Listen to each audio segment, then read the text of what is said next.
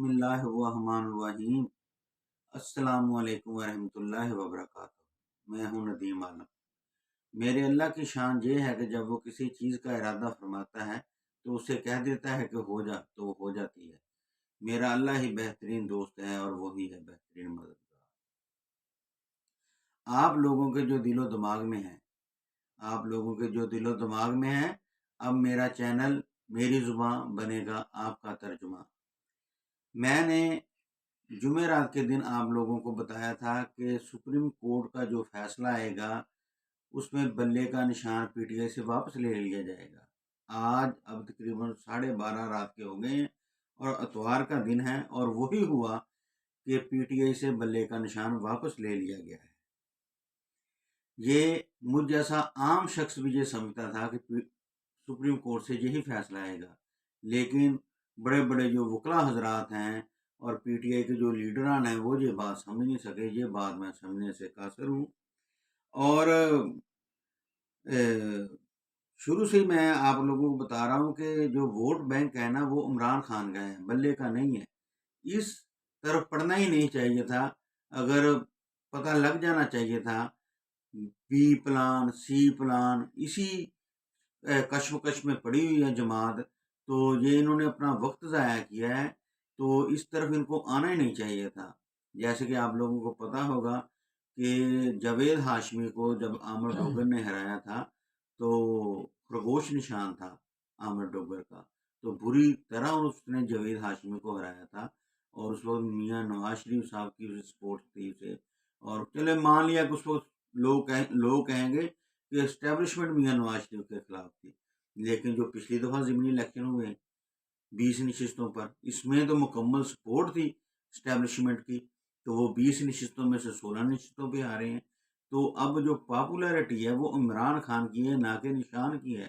اب آزاد امیدوار جو ہے نا وہ بھی جیتیں گے، اگر بس یہ اب ان لوگوں کو کرنے کی کوشش ہے کہ جلد از جلد 1-2 دن کے اندر یہ ڈکلیئر کر دیں کہ ہمارے فلانے امیدوار ہیں، چاہے وہ ضرورت ہی نہیں ان لوگوں کو کمپین کرنے کی۔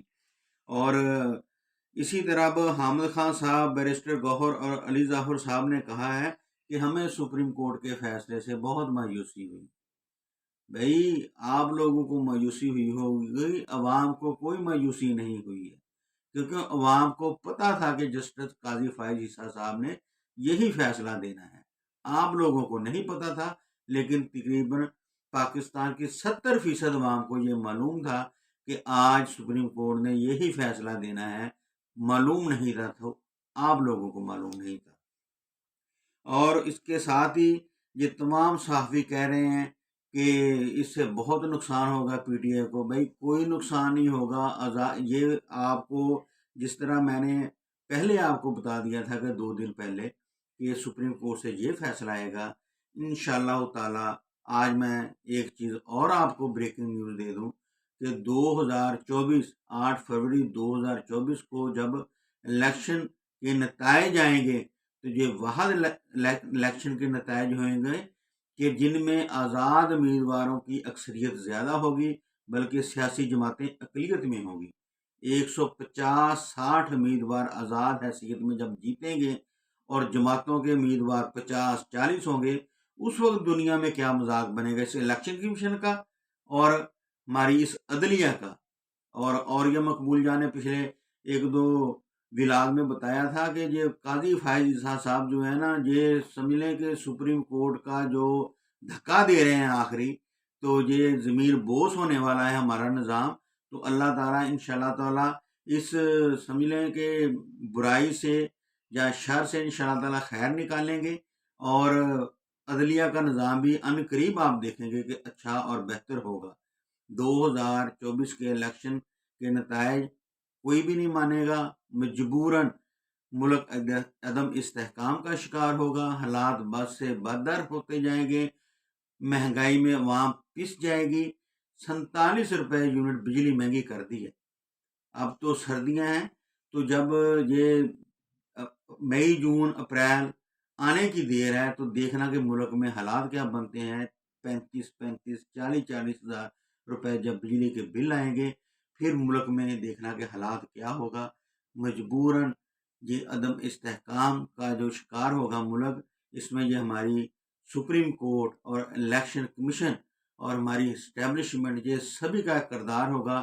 لیکن انشاءاللہ تعالی اللہ کے گھر دیر ہے، کہتے ہیں کہ اندھیر ہے، اور اچھے حالات ضرور آئیں گے پاکستان میں۔